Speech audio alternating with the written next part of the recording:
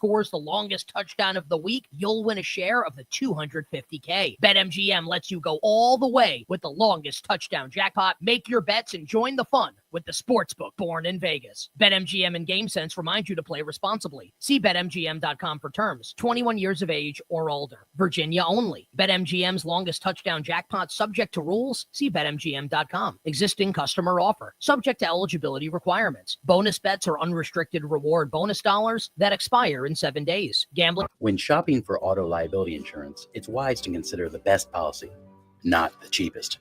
Hi, I'm Randy Trost with Trost Law.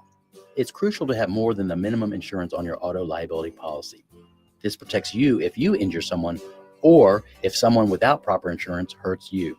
Having the right policy ensures you have sufficient underinsured coverage to take care of you and your family. To learn more how we can help you navigate these challenges, visit us at trostlaw.com. That's trostlaw.com. Hey y'all, Eli Winters here. I want to talk to you about something that's more important than ever. Taking care of the wildlife around us. Our planet is home to some of the most amazing creatures you could ever imagine, from the biggest bears to the smallest birds and everything in between. But here's the truth. Many of these animals are in danger, habitats are disappearing, and we're losing species at a rate we've never seen before. If we want our kids and their kids to experience the magic of wildlife that we have today, it's on us to step it up and take action. You can make a difference. Learn more about wildlife conservation in your area and how you can help.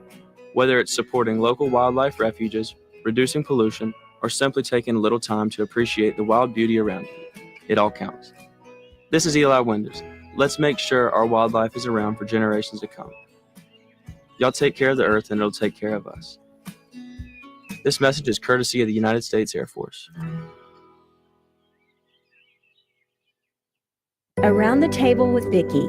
Just like gathering around the dinner table with loved ones and friends, we're here to share stories, insight, and inspiration. That's one of the things that we've learned together and as a family, that if you're evolving and if you're moving in the right direction with your business, it won't stay the same. And that's a little hard sometimes because you get used to certain people doing certain things. Then all of a sudden the next year you're sitting there and it's all new people and it's all new faces, but it's just part of the world of business. That's a great point, because there's times I know that I've thought of at times where you have to have certain people, and certain people are so key to what you do. And like, how would you ever exist without, these certain things, or how you've always done it? Pull up a seat and join our conversation. Around the Table with Vicki is my new local radio show and podcast discussing leadership, entrepreneurship, philanthropy, faith, and family. Saturdays at 10 a.m. on WIQO.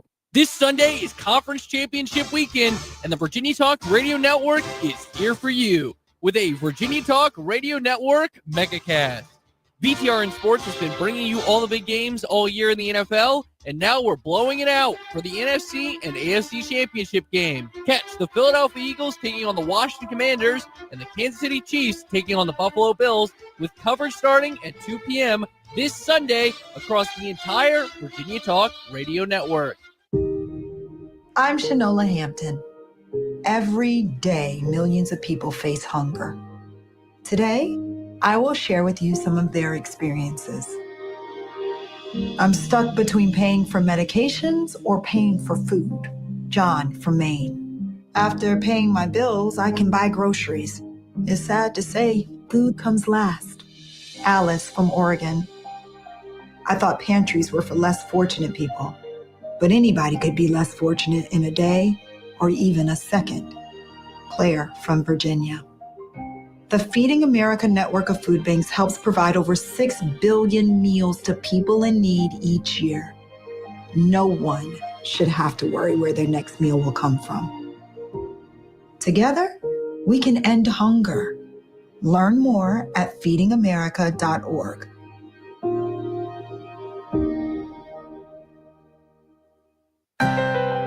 Hey, what's up, y'all? I'm Kelly Clarkson, and as the daughter of a school teacher, I know just how important education is.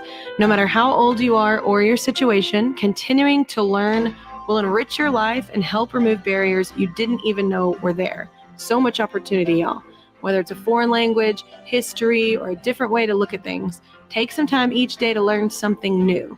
This message is courtesy of the United States Air Force.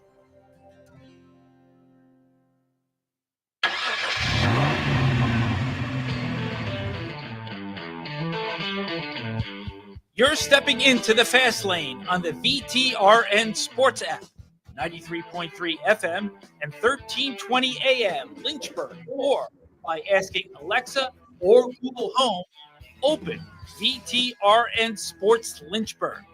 Now, take the fast lane through the topics that matter across the Commonwealth. This is the Fast Lane with Ed Lane. Duh! You knew how this show was going to begin when we are 3 minutes late, to the chagrin of any... 3 minutes late.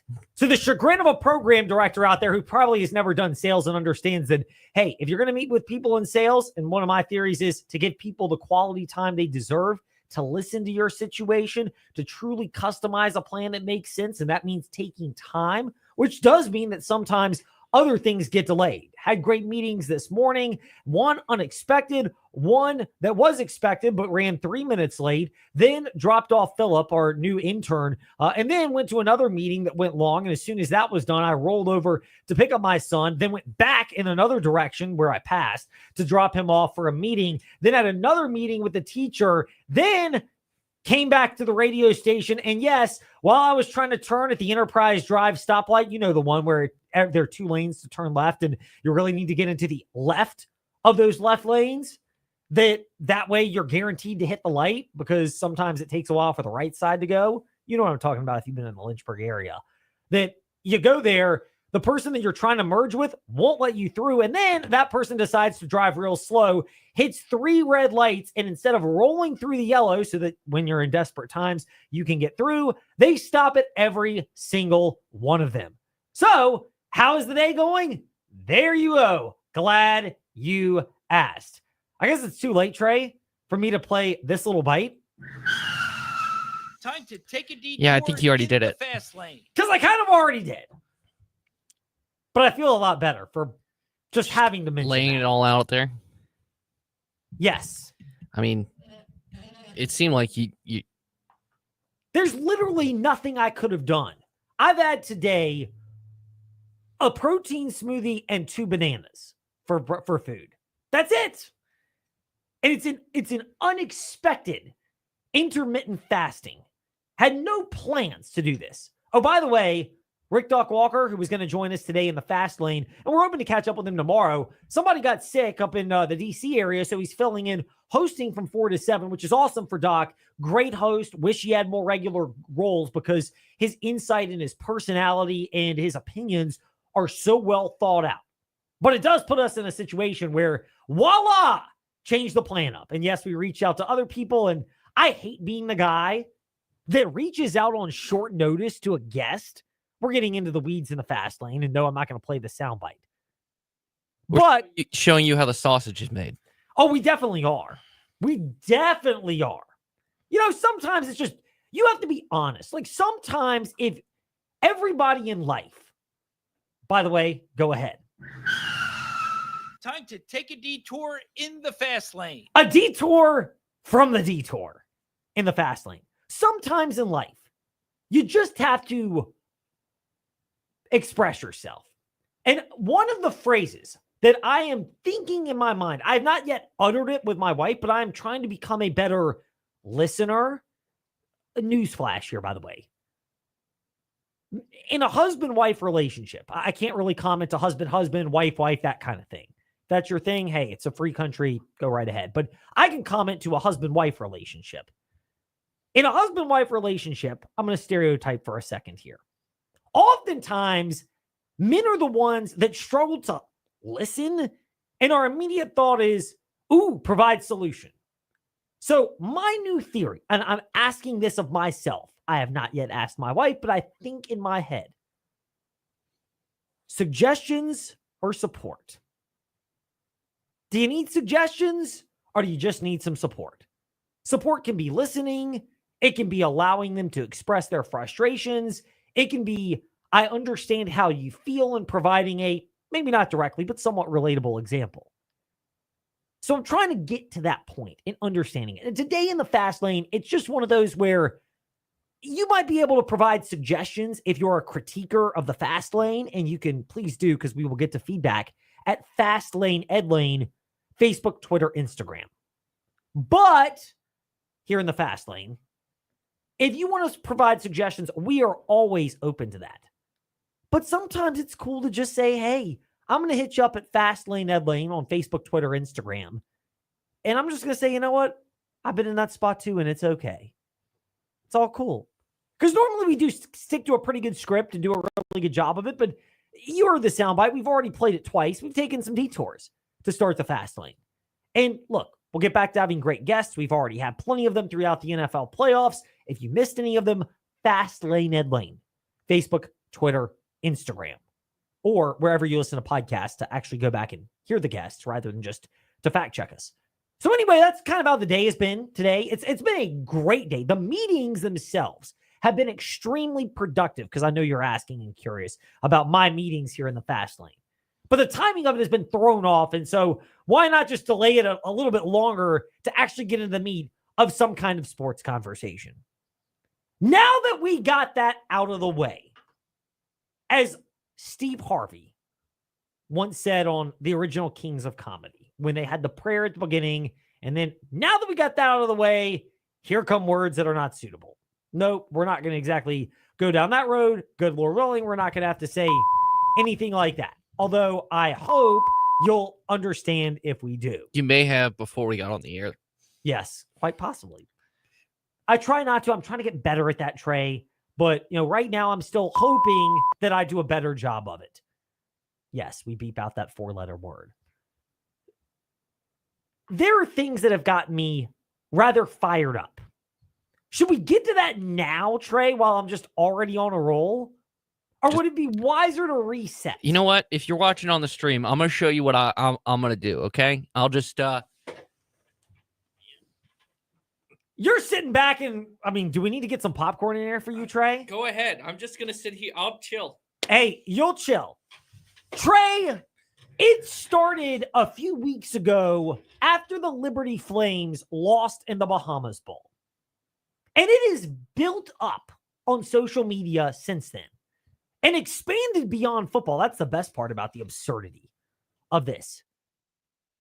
But the Liberty Flame fans that are out there, slow your head rolls. Have you lost your... Hit the button. Mind. Dang. Yes. Darn tootin'. Yes. Have you lost your mind? Freaking. You can do freaking. That's working. Yes. Gosh darn. Insert whatever one you want. I worked at a Boy Scout camp for 3 years. I got you covered. Thanks, Trey. I'm glad you have that experience. You understand. The concept that Liberty Flames fans, and not all of them, but there's a select number of them, the first reaction, they lost to in the Bahamas Bowl to Buffalo. Or they lose a basketball game and they're off to a 500 starting Conference USA play. The concept that it's time to fire Jamie Chadwell or Richie McKay. Have you lost your mind? That's the real legitimate question that I think is totally warranted of asking. Like, this is beyond absurd that we're going down this road. Jamie Chadwell and the Liberty Flames this past season had an 8-3 mark on the season. They had 3 losses.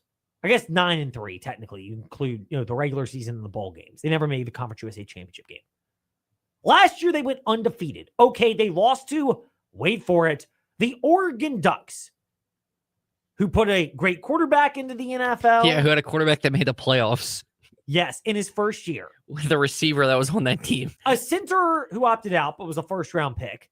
A running back who is arguably the best rookie running back in the NFL in Bucky Irving. And also players on that team that stayed and were part of maybe the best team in college football for most of the season, and probably ultimately the second best team in the country behind Ohio State. 3 to 4 legitimate defensive NFL draft picks from that Oregon Ducks team that destroyed Liberty in the Fiesta Bowl. They will be drafted this coming April, along with the ones we mentioned on the other side of the ball, most notably rookie quarterback Bo Nix and Bucky Irving, the running back for Tampa Bay.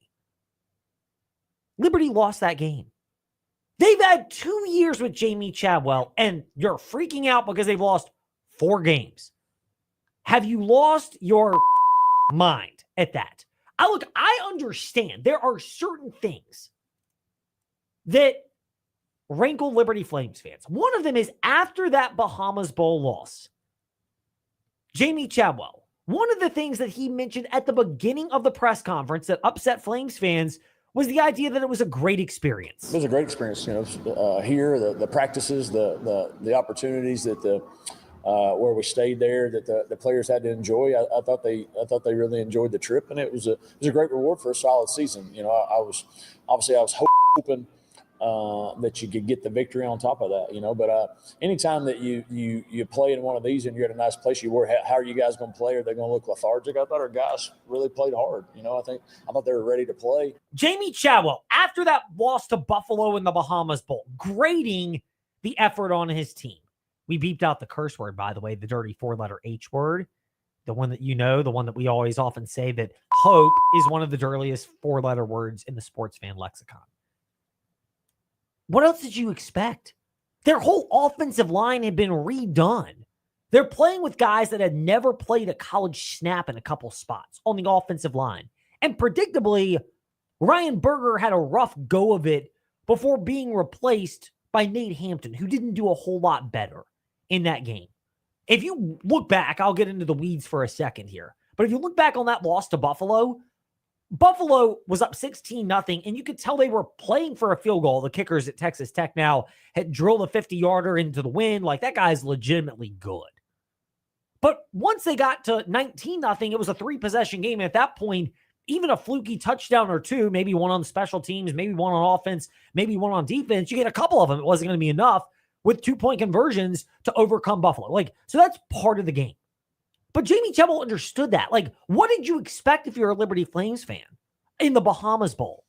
Their quarterbacks, we could just continue with this, by the way, to put this in perspective. But the quarterbacks for Liberty in that game were Ryan Berger, who'd been dealing with injuries, and Nate Hampton, who they basically had to coax to come out of the transfer portal before he eventually transferred down to the 1AA FCS level. The other quarterback option is Jaden Bradford, who's going to be competing for the job in the spring, the 4-star, now redshirt freshman out of IMG Academy. He was injured, and Caden Salter, of course, obviously he answered yes to this question. Do you believe that? Huh? More importantly, he did not answer. Oh, no. He answered yes because he went to Colorado and was no longer on the team. We've referenced the offensive line. We referenced quarterback. You know what's crazier about that Liberty loss in the Bahamas Bowl?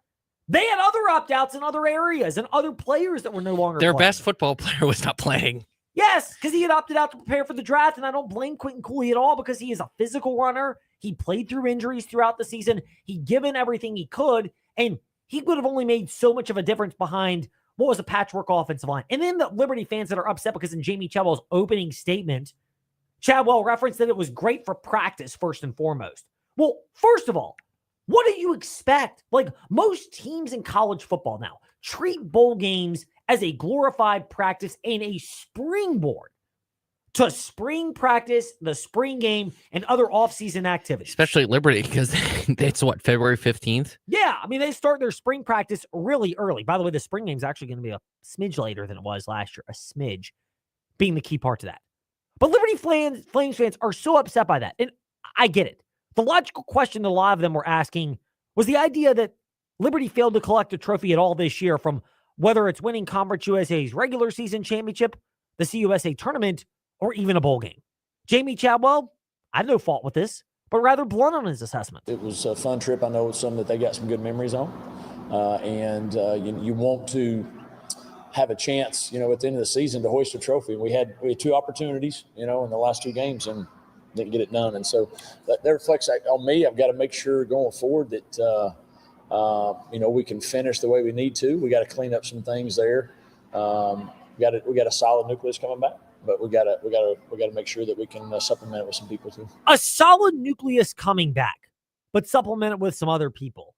You know what that kind of indirectly says? This is kind of where we can do the whole what he said and what he meant deal. But it also says that, it never felt like the Liberty Flames were all on the same page this past year, 2024, the way they were in the prior year, 2023. And some of this is learn as you go. If guys are that itchy to transfer out from football, let them go. It's not a bad thing. And look, it's hard to turn down the talent when they return. Caden Salter is an example of that. But sometimes when guys think the grass is greener on the other side, let them go, even if they have to go all the way out to a new destination, maybe out in the Midwest in the Rocky Mountains, think they can be the starter. And then when Juju Lewis, the 5-star, comes in and might beat you out, you have to hear the, Oh, no. Oh, no. because everybody will look at your film and remember. And guess what? We keep receipts. So the reality is for the Liberty Flames, I just don't get what else you expected. And then the comical part to Liberty Flames fans is this is even greater. And they exist, by the way. We're not the only ones here in the fast lane. We laugh, Bryson Gordon, John Manson, and I, at some of the commentary people will utter on social media, because everything sane happens on social media, of course.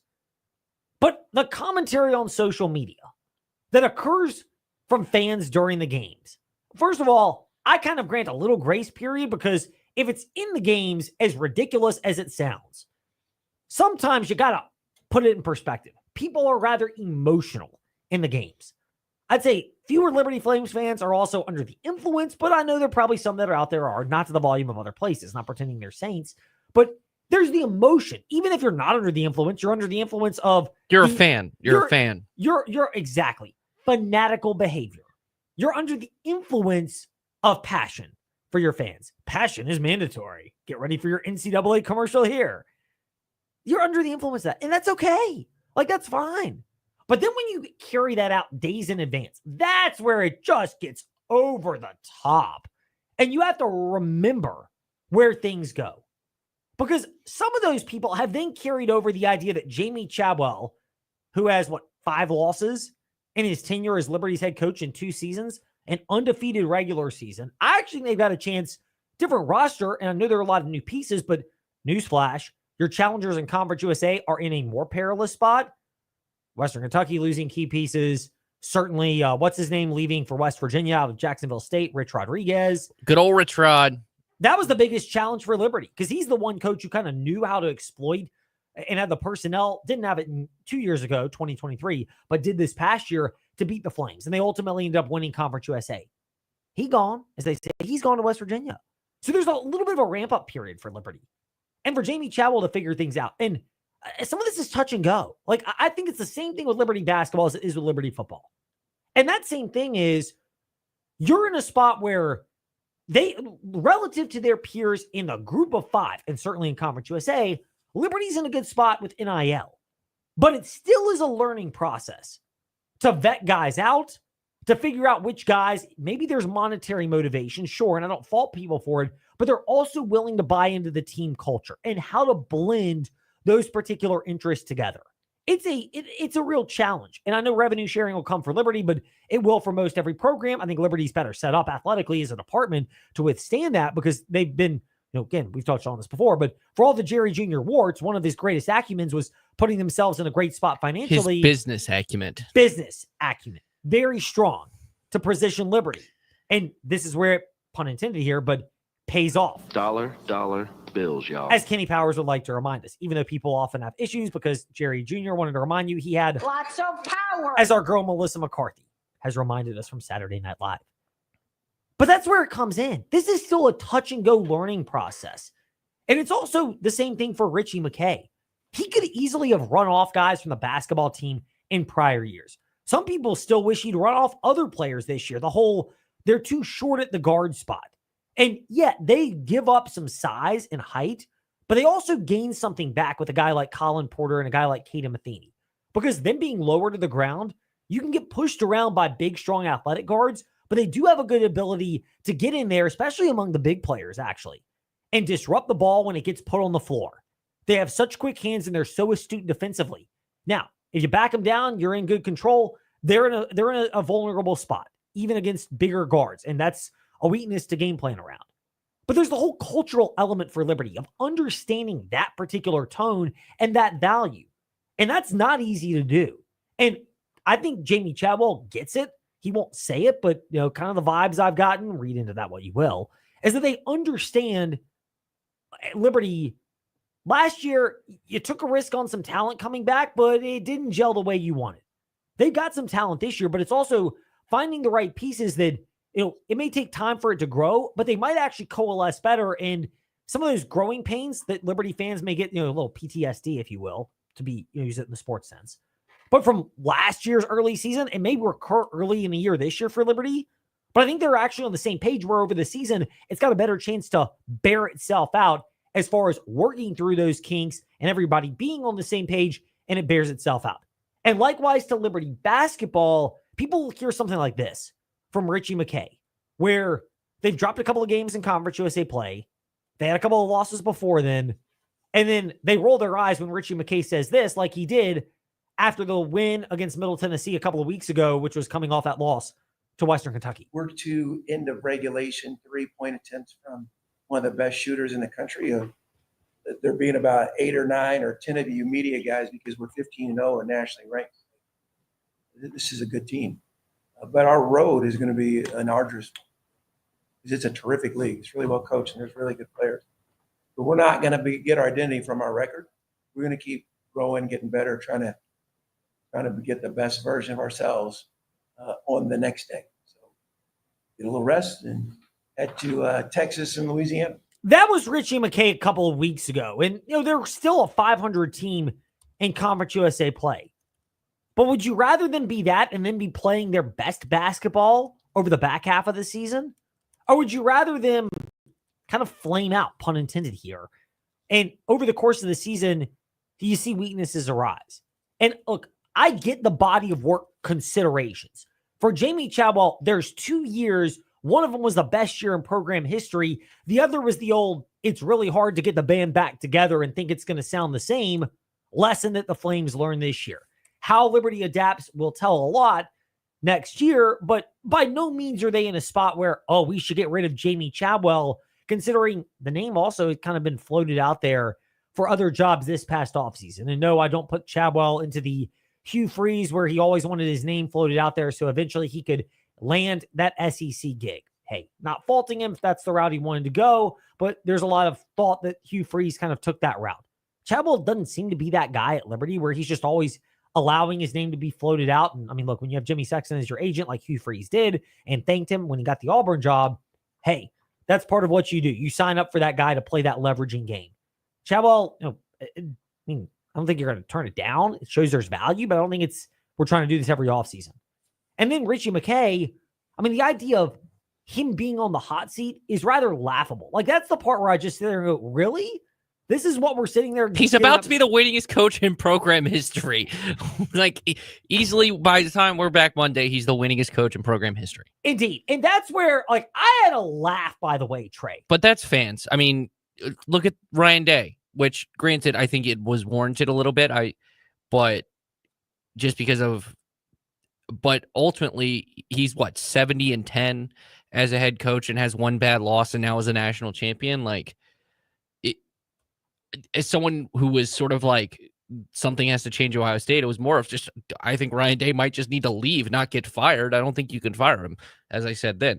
So I actually was talking about this with, Philip today, who's going to be great and intern with us and probably help us out in the afternoons, who was a walk-on with Liberty.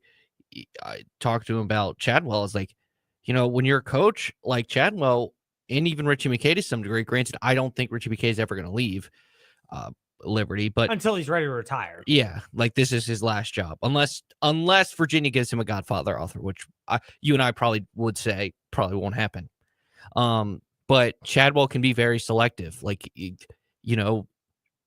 coaches that do the best are very selective in their job choices.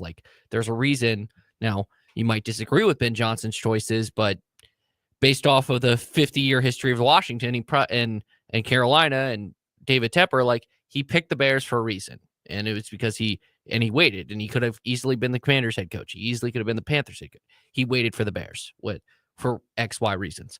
Maybe because of, Caleb Williams, my dog. But it's just an example of he had the opportunity to wait. You look at Liam Cohen. Liam Cohen probably is going to have next year with all the weapons that Tampa has, and Baker is a good enough quarterback where he can wait and with his options. And I'm using NFL examples, and I'll compare it to Chadwell in a second. Look at Cliff. I think a good example is Cliff Kingsbury.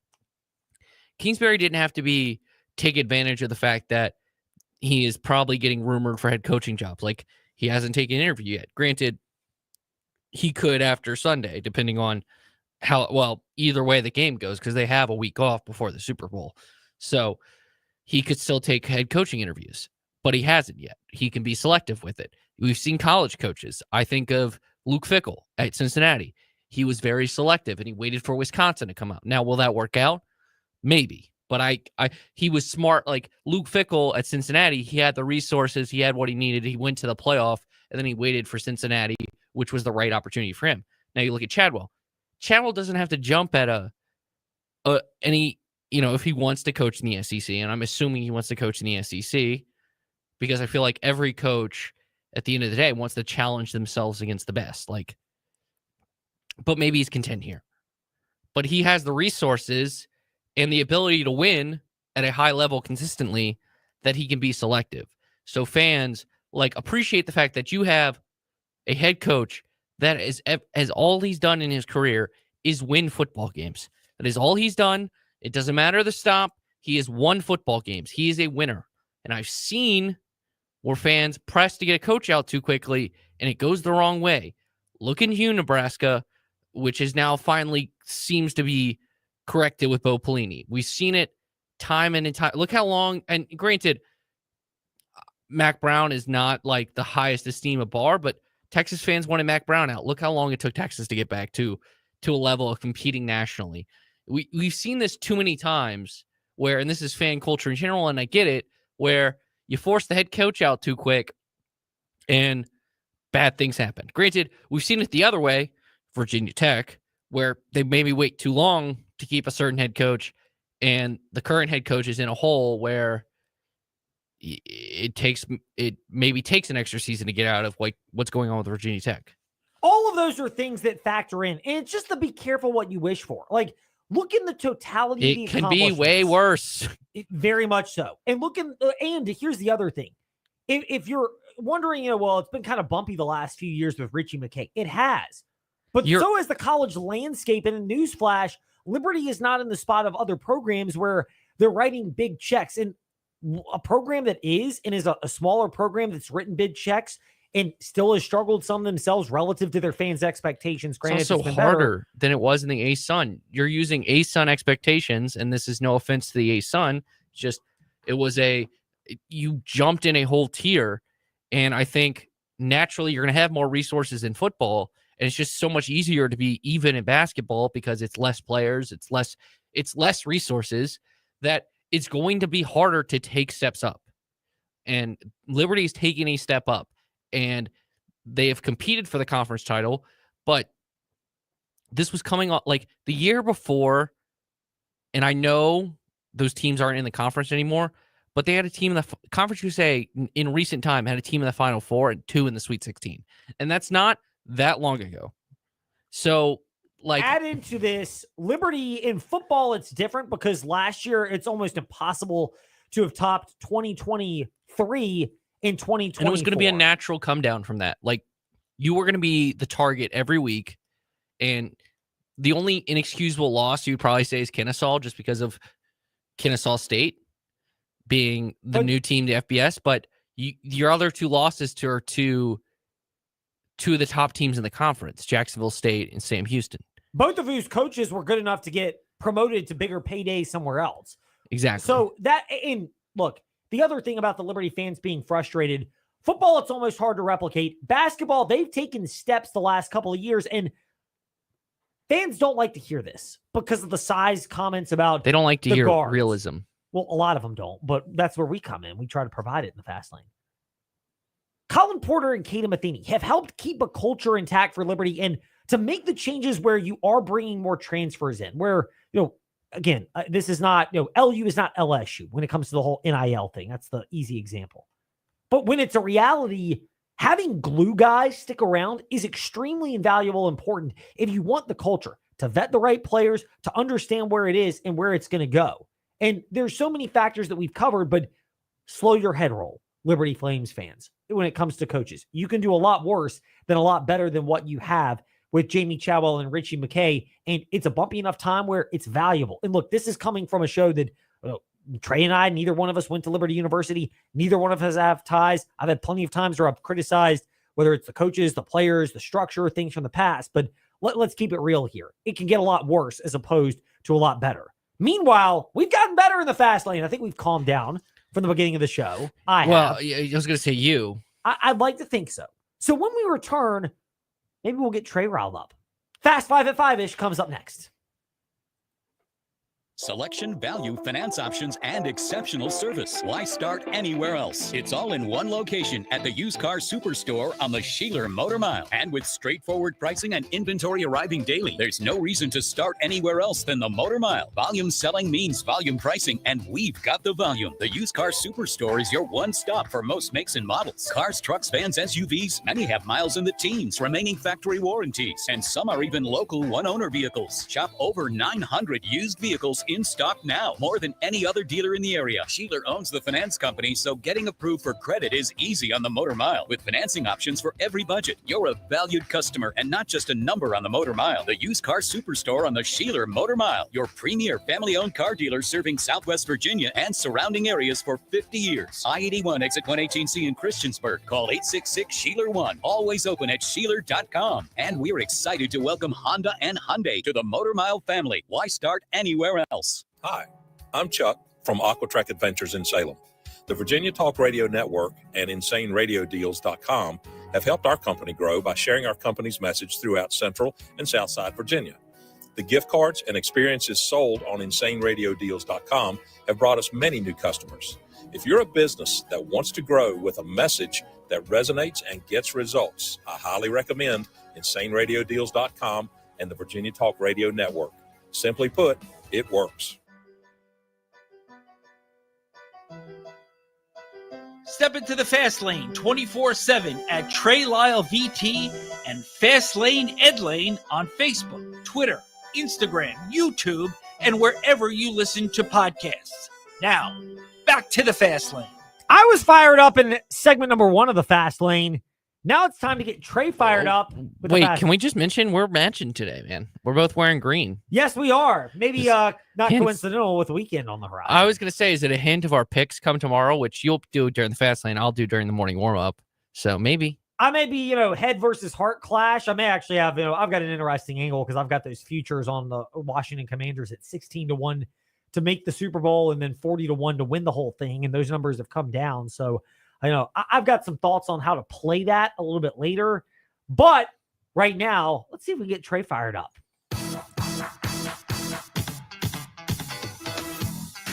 It's time for Fast 5 at 5-ish.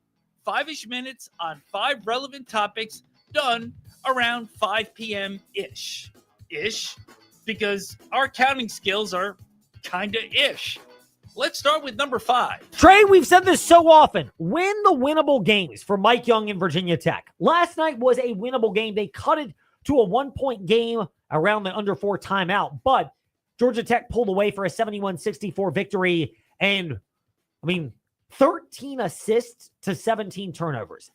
The turnover number is bad, but the assist to turnover ratio being a negative, that's bad for Virginia Tech. Then on top of that, they only forced 10 from Georgia Tech, who passed the ball well, 18 assists. That just screamed off the stat sheet for me in a close ball game, the value of every single possession. And we've said this before, Trey, but as much as Mike Young is doing and has done with this young roster, one of the biggest areas where young guards in the ACC can be exposed is when you go on the road, and it clearly was last night. Yeah, I think this was just the youth of this team showing up. And, I think I actually completely forgot because of the expanded ACC, the bottom 3 don't make it. And as I said this morning, I feel pretty confident in 2 of them. And, Virginia and Virginia Tech are amongst the final one, because I think Boston College and Miami are the worst 2 teams in the ACC. Miami may not win an ACC game. I feel pretty good about that. Maybe Lynn Kidd is regarding his decision right now. Just saying. But he's literally laughing to the bank because that's the only thing he that can is do. True. Maybe he's not because of the bag he got.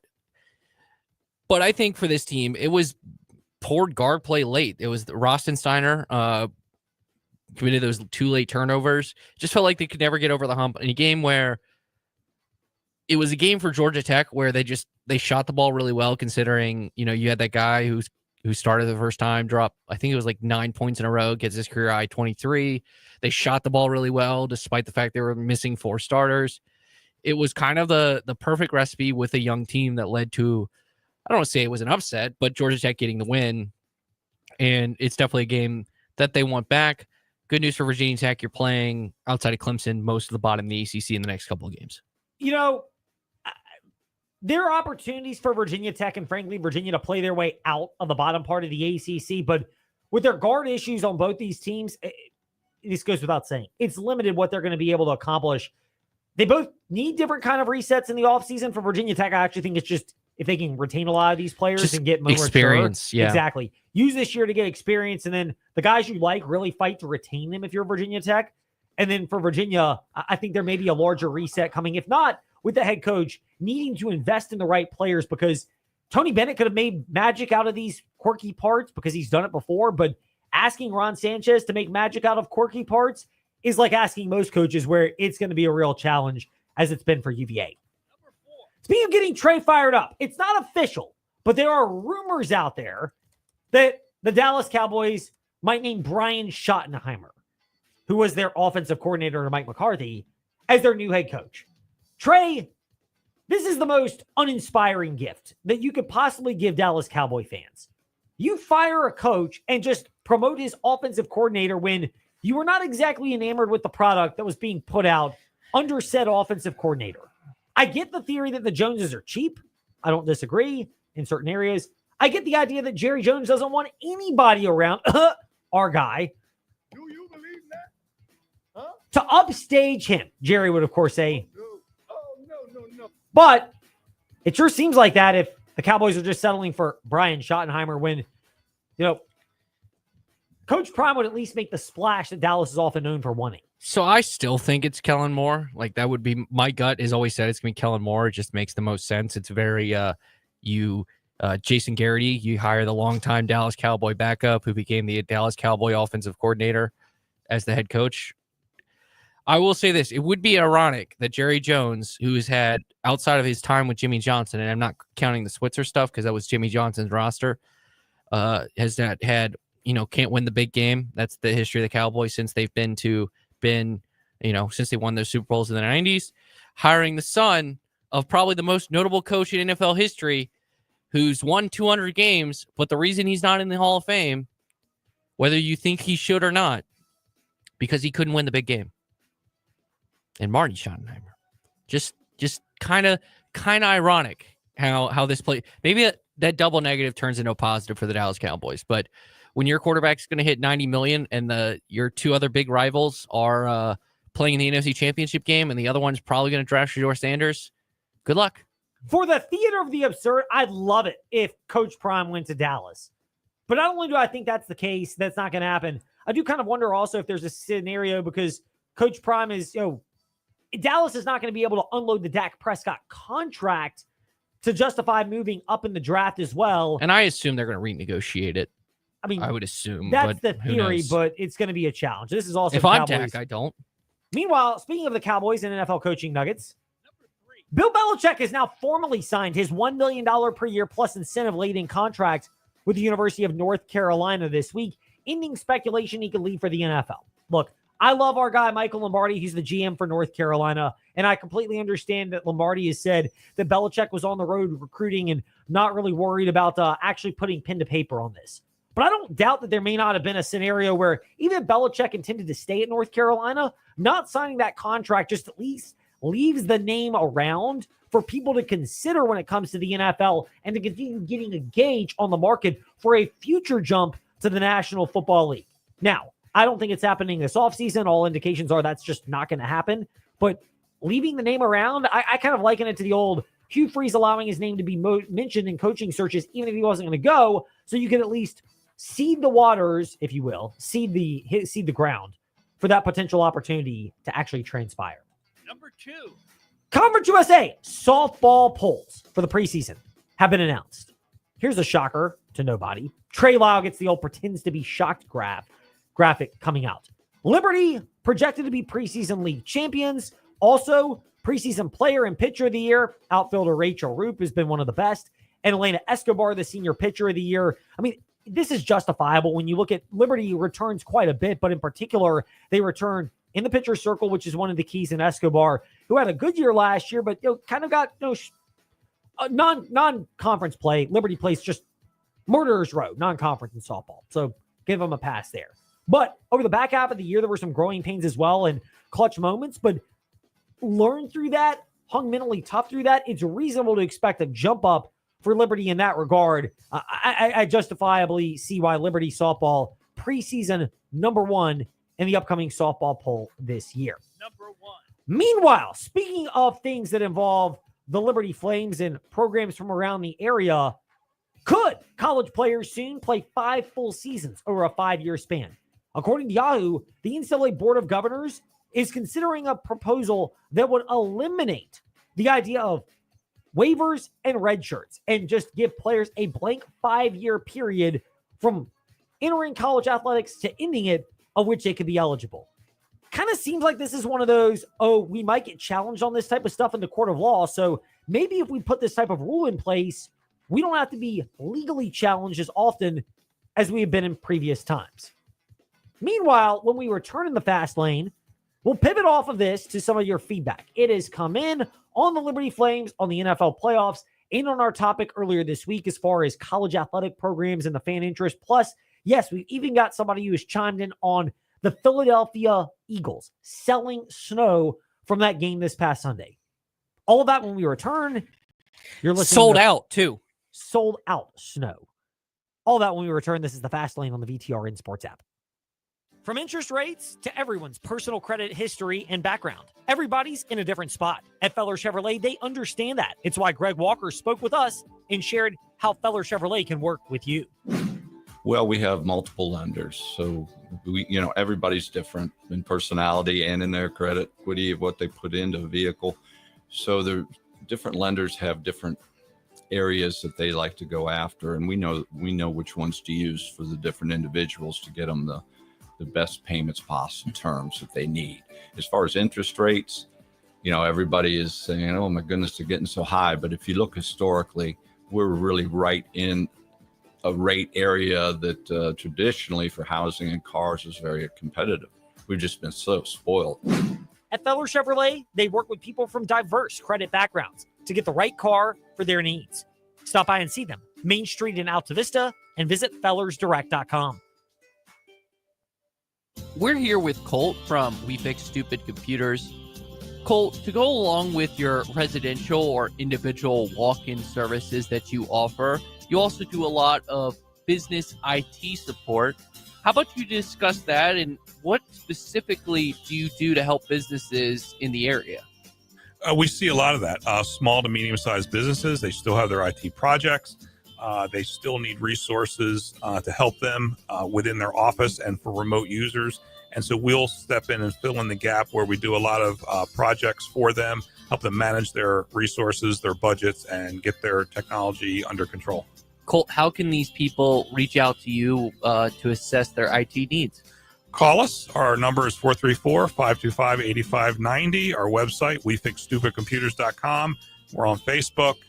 And our office is here locally, 14690 Forest Road, right next to Scott's Cabinet on 221. Hey, gang, this is Bud Foster, former defensive coordinator for the Virginia Tech Hokies. You're listening to The Fast Lane with Ed Lane and Trey Lyle. Join the chat at Trey Lyle VT and Fast Lane Ed Lane on Facebook, Twitter, YouTube, and Instagram.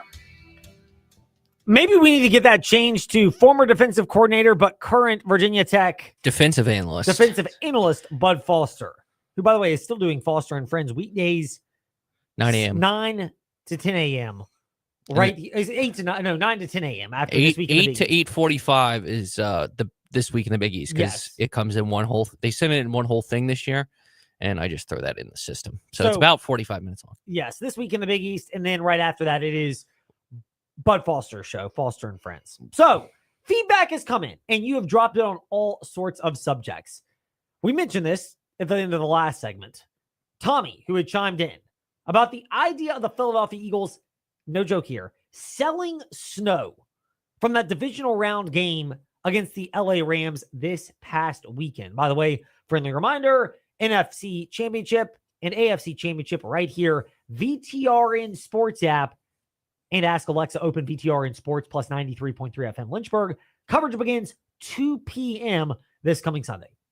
Tommy, ha. There's undoubtedly a market for this. Trey's mentioned that already. Someone was paid handsomely to confirm that and to bring this idea to fruition. My questions are, how does one even display this? $50 to display an empty container or a container with melted snow? $50 to display it in a freezer where no one will see it? Also, whoever is responsible for this genius idea definitely deserves both a raise and a promotion. Oh, for sure. If you came up with this idea and it hit, you absolutely have got to get some kind of bonus incentive from the Philadelphia Eagles. They make a lot of money off of this. If they're making huge amounts of revenue, kick over a few $100s as a thank you gift to that person. It's similar to, like, I know teams have done this after like big wins. Like, I would not be shocked if both Philadelphia or Washington did this. Or same thing for maybe not Kansas City because they're used to doing it, but Buffalo, if they win the game, or Ohio State, who just won the national championship, they like get all the confetti and sell like a bag of confetti for like $20. Oh, I think that's been done before. Plenty of people do that type of stuff where they just get confetti, as you mentioned, other things that can be done. Seats at stadiums, which was on that signs. same website. You could buy grass from the field. You could buy seats from the stadium. Seemed to be a theme. It's rather clever and rather creative. I want to know all the people that had to package that. That's what I want to watch. Those 4 people. So speaking of fan feedback on the NFL playoffs, Stanford Stieg Hall, but we call him Stanford Stieg, kind of like Stanford Steve, but we're going with Stanford Stieg. Well, watching the Lions-Redskins game Saturday, to me, it demonstrated that no matter how good your offense is, there are going to be games where that misfires like the Lions, and it's maybe a little out of sync, and you have to have at least an adequate defense to compensate for that.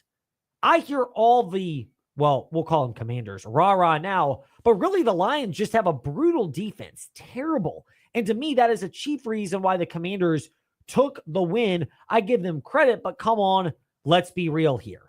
Your guy, Trey, you and Stanford Stieg on the same wavelength. Yeah, and I wouldn't say it's a bad defense because Aaron Glenn, now the head coach of the Jets, and I think he deserved it. Like, for what he squeezed out of that defense, especially in that game against Minnesota, like, if you had to rank the top 10 players for the Lions defense, like number one is obviously Aiden Hutchinson, who is probably in the way he was playing, he was like 7.5 sacks in like 6 games or something crazy like that. Like he was he was on the defensive player of the year conversation before he broke his leg. You look at it like Brian Branch is probably up there, but he played. But the corner who went out early in that game, like once that corner went out and they couldn't play Arnold, and I forget the guy's name, but I remember because he did really good against Jefferson. It just meant Aaron Glenn basically had to play boom or bust defense, and Daniels made enough plays, and Jared Goff was Jared Goof, and that's what happened. I will say this: Philadelphia will not.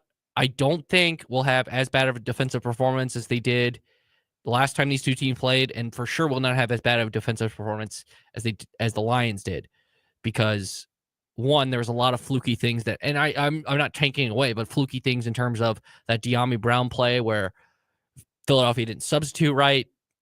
CJ Gardner-Johnson got ejected for really dumb reasons, and I don't think they're going to eject it.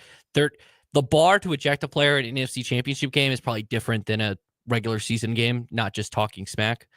I'm just assuming. I feel like that's fair to assume. I think but Philadelphia has the number one defense, so it's not like I'm saying something crazy. And history over the last 20 years, if you have the number one scoring defense and the number one overall defense in the NFL, you're 4-0 in conference championship games. So the phrase defensive win championships is still true.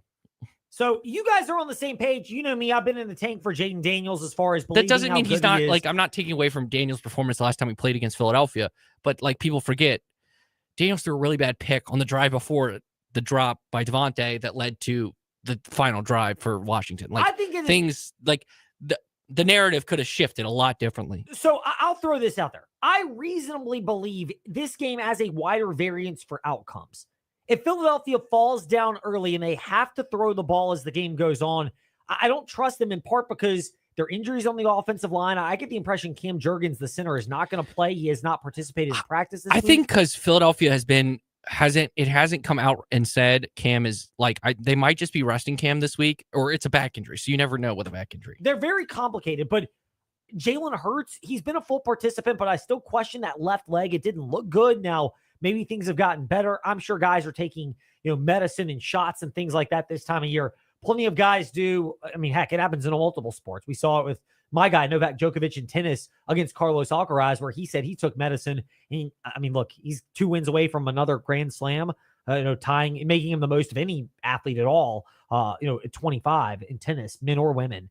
But I would expect him to be doing that as well. We're at the point where you get to the stretch run in these sports and athletes are just going to do it. And I mean, I'm not going to, I may not have done that at certain points in my tenure, and I'm not even getting paid. Imagine getting paid and having much higher stakes glory. I believe that to be a factor. But the AJ Brown one, he's been inconsistent. I think that's injury related. I really do. He has not looked good since he got injured late in that game against Pittsburgh. So you factor all that in.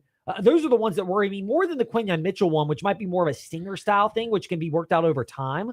But the other ones concern me for Philly. There's a lot of reasons this game could go in a lot of ways. Philly could blow them out, and Washington just gets destroyed in the trenches, and it gets exposed. Philadelphia could fall behind, and Daniels could be on fire, and I could see that happening. Versus the AFC title game, which I think is going to be a dogfight to the end. Yeah, and I will add one more thing. They talked to Landon Dickerson, who appears to be the replacement at center, like move from guard to center, and they'll put Tyler Steen at guard, which Tyler Steen has done a really good job this year filling in at guard for Philadelphia. Like, by the way, Steen and Dickerson played next to each other at Alabama too. That too, and Landon Dickerson played center on that 2020 Alabama team. But Dickerson indicated that Juergens will play. I also think Goddard will. I think both will play. They're just getting rest for the week because ankles and backs are always weird. Like, I think both teams outside the Cosby injury will be fully healthy. Like, there was a stat. It was like a 17% pressure rate, or it might have been 1.7 pressure rate with Cosby in. And then after he got hurt, the pressure rate went up to 46 against Detroit. And no offense to Detroit, there's no Jalen Carter. And I said this when we're talking about the keys of the game. Can I break some news? Because I just read it. It's hilarious. Sure, go ahead. Fire away. We got like a minute and a half left. All right, plot twist. Guess what happened? What? Liam Cohen has been speaking to the Jags about their head coaching position. Breaking news here in the fast lane. We need a little sound effect. I.e., when they got rid of Trent Baalke, I was willing to consider your opportunity. Trey cannot contain himself. If you think I have disdain for Trent Baalke, Trey cannot stand that person. It's just so funny. He really is funny. He really Come is on. bad GM. Like, how he's lasted this long is the quintessential. They showed a stat. It was like since like 2010, like the 7 or 8 coaches that got fired after one year, Trent Baalke hired 3 of them: Tom Sewell, Chip Kelly, and Urban Meyer. It's just hilarious that clearly Liam Cohen did not want to work with Trent Baalke, and he won the war. So obvious. By the way, tomorrow in the Fast Lane, if we get a mystery guest, maybe it's Doc Walker, maybe it's someone else to join Dave Walls, we'll do that. If not, we'll get to more of your feedback on a bunch of different topics. But thank you for sharing some of that today. You know where to hit us up, by the way. Fast Lane, Ed Lane, Facebook, Twitter, Instagram. If you ever want to call, feel free. By the way, we'll give you the number on our socials, and we're happy to message you on that. But a lot of fans just they listen at different times, and they love chiming in when they want, and that's totally cool, too. Hit up the comment section on Facebook, or if you're watching the stream on Facebook or YouTube, so you can do that as well. Do what he said. We're back tomorrow at 5. Thanks for listening to The Fast Lane on VTRN Sports, 93.3 FM, W227BG Timberlake, and 1320 AM, WVGM Lynchburg. This is VSiN.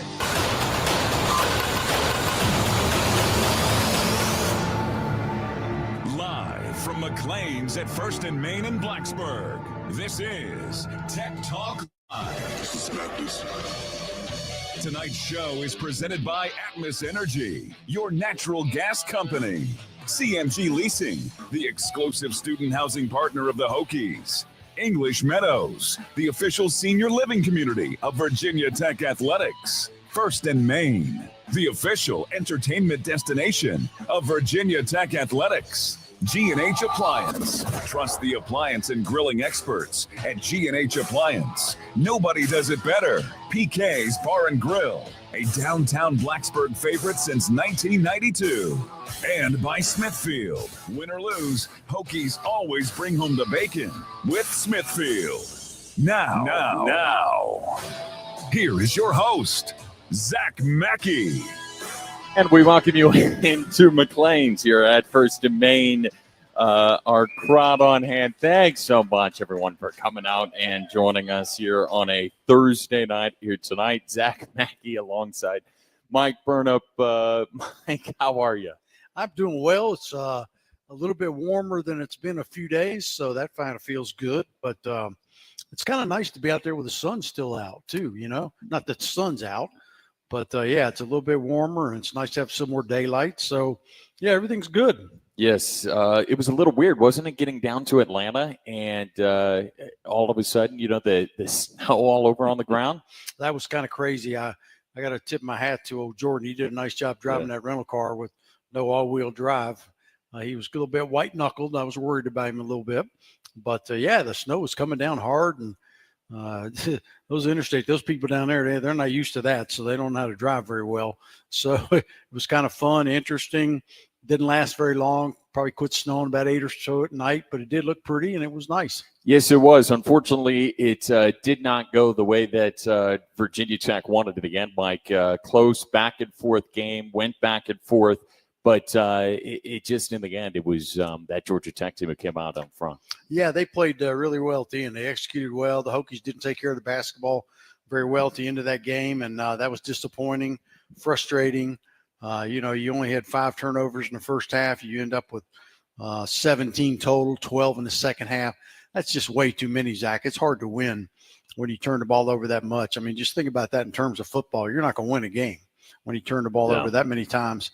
And then to think about the fact that, you know, they got 20 points off of those turnovers. That's just way too much, and that's just too much to overcome.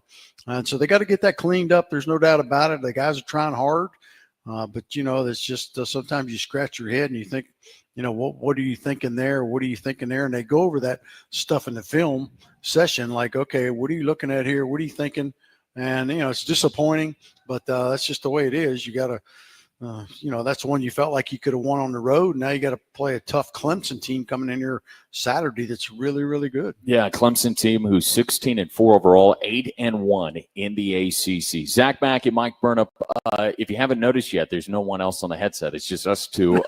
Christian Webster is going to be joining us. They got held up at practice. He's going to be here in about 5 minutes. He's going to talk things through with us. And then Coach Young's coming for the second half of the show from 6:30 to 7 o'clock tonight. He'll be on to kind of discuss what has been the last week, looking forward to the upcoming week. So we're good at it. We can do a little fill, right? Oh, yeah. Let's talk a little bit about the football. They announced today that the big game, the opening weekend, August 31st, the Hokies will play South Carolina down in Atlanta. Shane Beamer and company. That's going to be a fun game. You cannot put, Zach, a price tag on the exposure you get on those early games like that, as opposed to playing somebody that's, you know, a ho-hum directional school or whatever. You're playing a big-time South Carolina team out of the SEC. Had a great year this year. They're going to be really good next year. And the exposure that you're going to get from that will be priceless.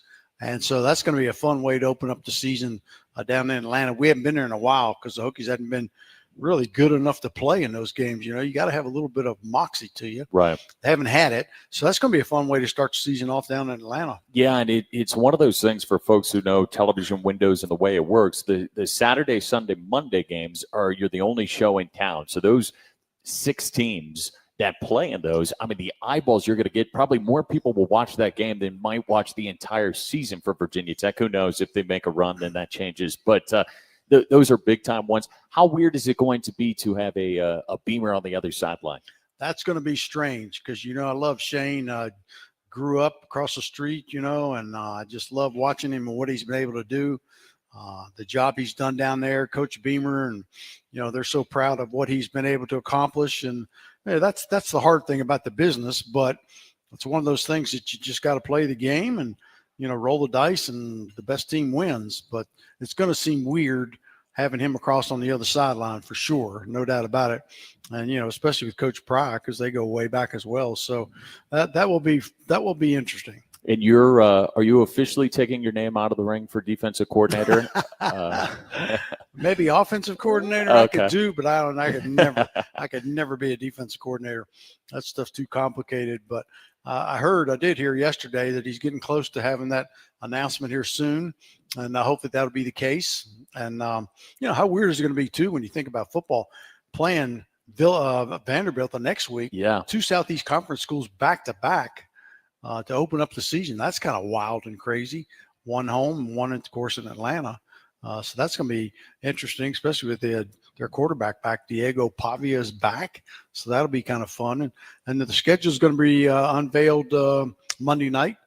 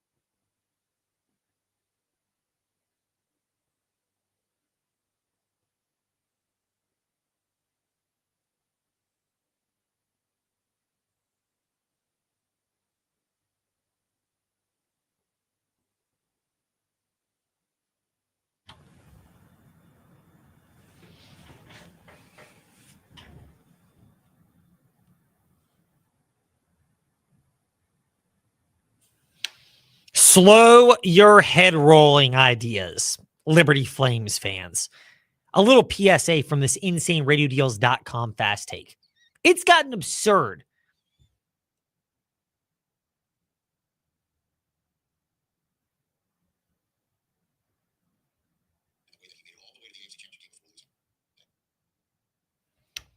Slow your roll, head roll, Liberty Flames.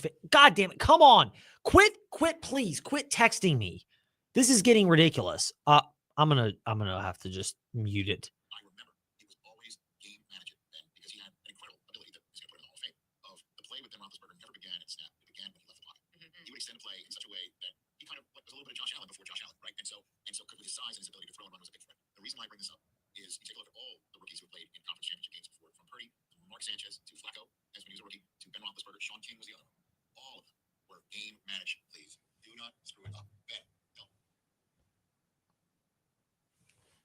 Slow your head roll, Liberty Flames fans. a little PSA from this InsaneRadioDeals.com fast take for the select minority, emphasize that, of Liberty Flames fans who think that Coach Richie McKay for men's basketball and Coach Jamie Chadwell for football should somehow be on the hot seat.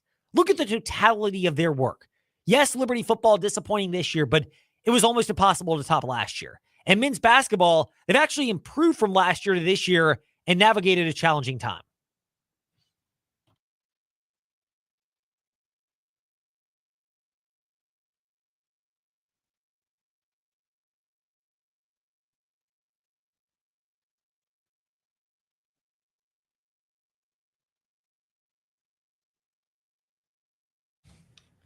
Good morning. With your fast takes on Rewind 1039, Lynchburg's Classic Hits, I'm Ed Lane. Surely you've heard the phrase that 99% of people do it right. It's the 1% of people that screw things up and everyone else has to account for. The Liberty Flames fans and Liberty Flames athletics are having to deal with that reality right now. 99% of Liberty Flames fans have the sanity to look at the totality of the work of head football coach Jamie Chadwell in his 2 seasons and what surrounded the program each of those years. And Liberty Flames men's basketball coach Richie McKay and his overwhelming success during that tenure. But there's a select 1% that somehow believe they need to be on the hot seat. Look, we've been critical often of Liberty Flames athletics and Liberty University in certain ways, but that's not the time or the place. So let's slow the head roll for a moment. With your fast takes on Rewind 1039 Lynchburg's Classic Hits, I'm Ed Lane. Catch the Fast Lane weekdays 5 to 6 p.m. VTR and Sports app 93.3 FM. Thursday in the Fast Lane, we caution Liberty Flames fans who are getting impatient with the struggles of football and men's basketball to slow the head roll idea around football coach Jamie Chadwell after just 2 seasons and Liberty Flames men's basketball coach Richie McKay given his overall body of work. Hear more, Fast Lane Ed Lane, where you listen to podcasts. Agree or disagree? Fast Lane Ed Lane, Facebook, Twitter, Instagram. We'll discuss that and more, including Dave Walls, WSET, Friday in the Fast Lane, 5 to 6 p.m., VTR and Sports app, 93.3 FM.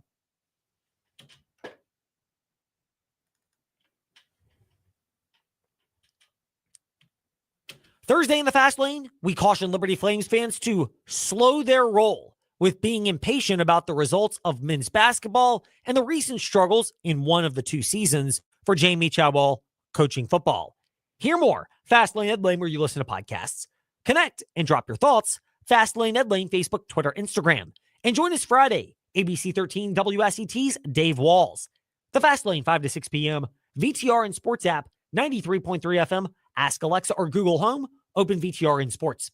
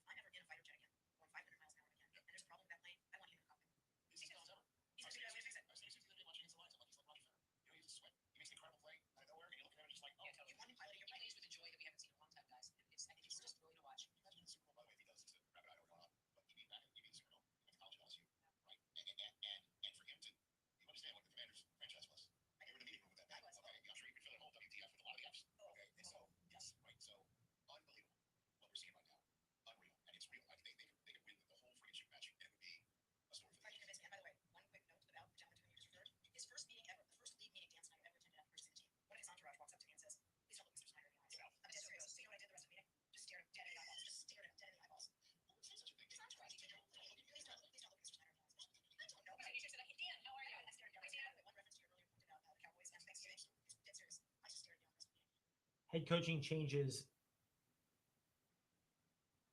as a small minority of fans seem to want.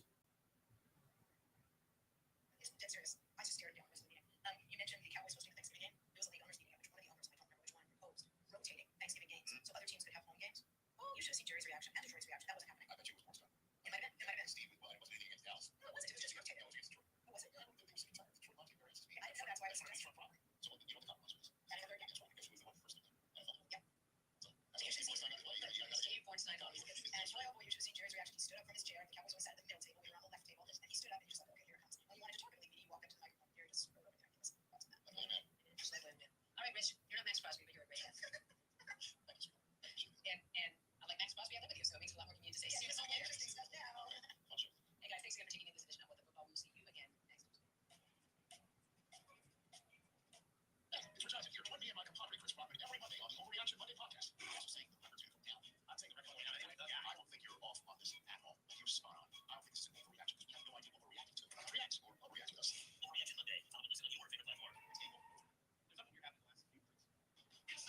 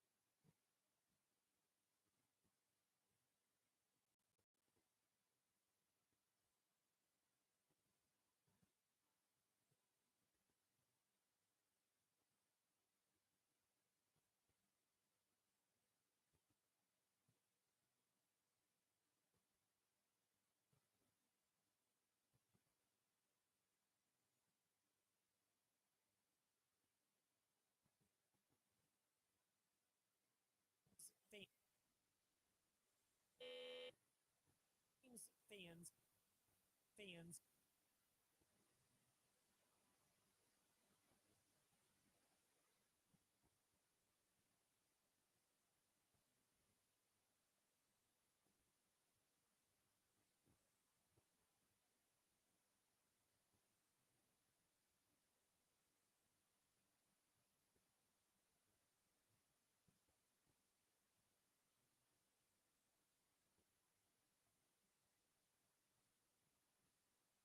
Screw things.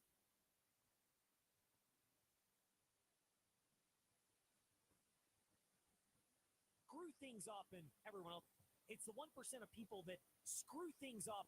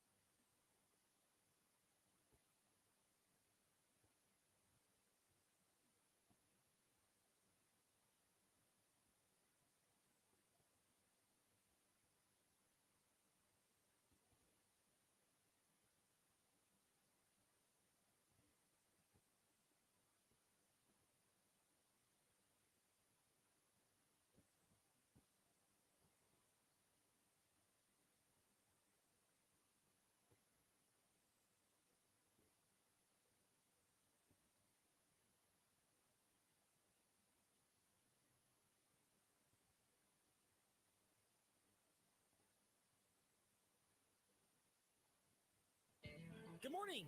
With your fast takes on Rewind 1039, Lynchburg's Classic Hits, I'm Ed Lane.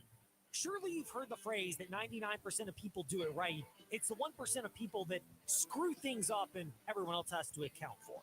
The Liberty Flames fans and Liberty Flames athletics are having to deal with that reality right now. 99% of Liberty Flames fans have the sanity to look at the totality of the work of head football coach Jamie Chadwell in his 2 seasons and what surrounded the program each of those years. And Liberty Flames men's basketball coach Richie McKay and his overwhelming success during that tenure. But there's a select 1% that somehow believe they need to be on the hot seat.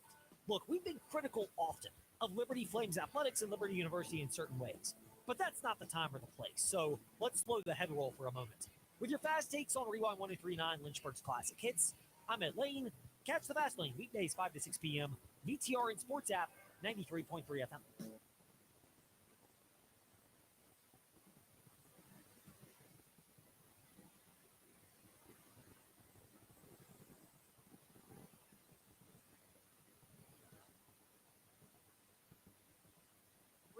FM or 5.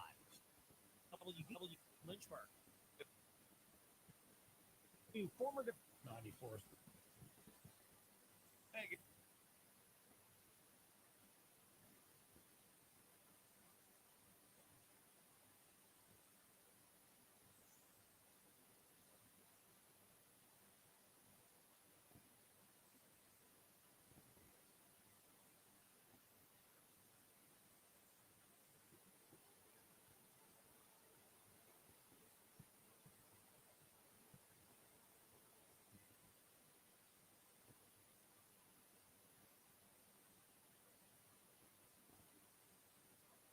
College athletic program, all that when we return this.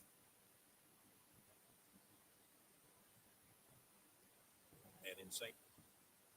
Step into the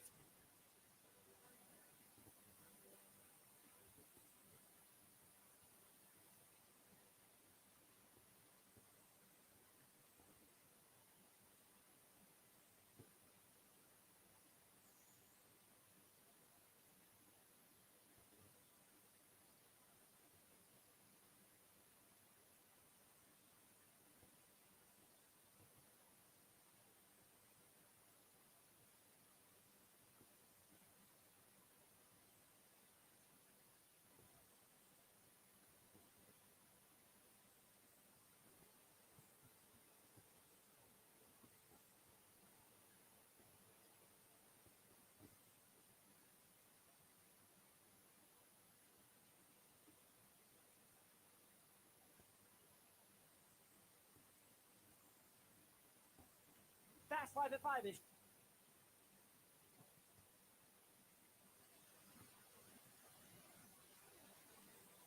Around QO. This daughter.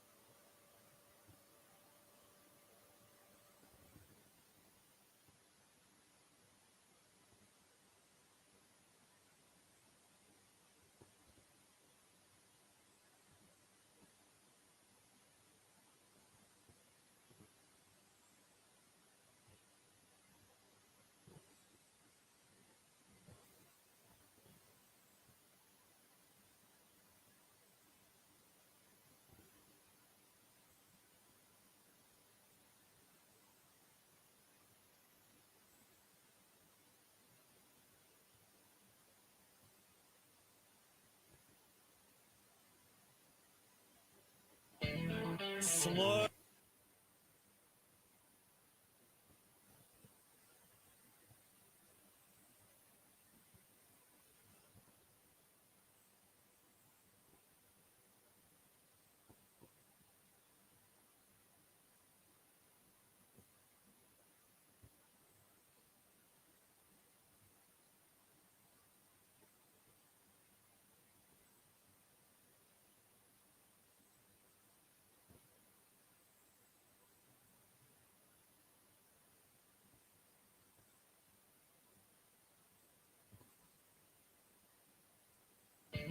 Slow your head roll, Liberty Flames fans. A little PSA from this InsaneRadioDeals.com fast take for the select minority, emphasize that, of Liberty Flames fans who think that Coach Richie McKay for men's basketball and Coach Jamie Chadwell for football should somehow be on the hot seat.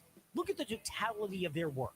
Yes, Liberty football disappointing this year, but it was almost impossible to top last year. And men's basketball, they've actually improved from last year to this year and navigated a challenging time.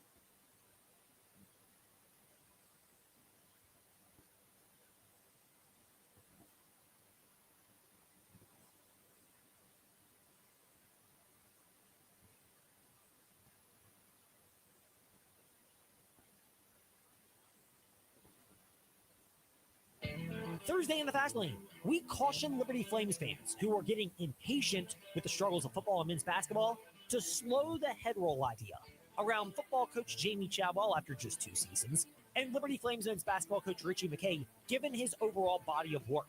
Hear more, Fast Lane Ed Lane, where you listen to podcasts. Agree or disagree?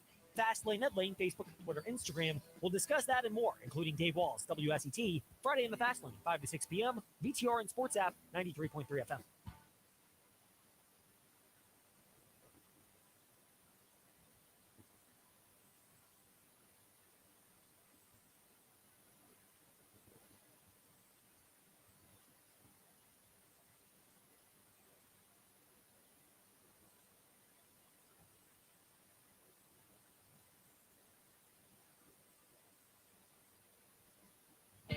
Thursday in the Fast Lane, we caution Liberty Flames fans to slow their roll with being impatient about the results of men's basketball and the recent struggles in one of the 2 seasons for Jamie Chadwell coaching football. Hear more, Fast Lane Ed Lane, where you listen to podcasts. Connect and drop your thoughts, Fast Lane Ed Lane, Facebook, Twitter, Instagram. And join us Friday, ABC 13 WSET's and Dave Walls. The Fast Lane, 5 to 6 p.m., VTR and Sports app, 93.3 FM, Ask Alexa or Google Home, open VTR and Sports.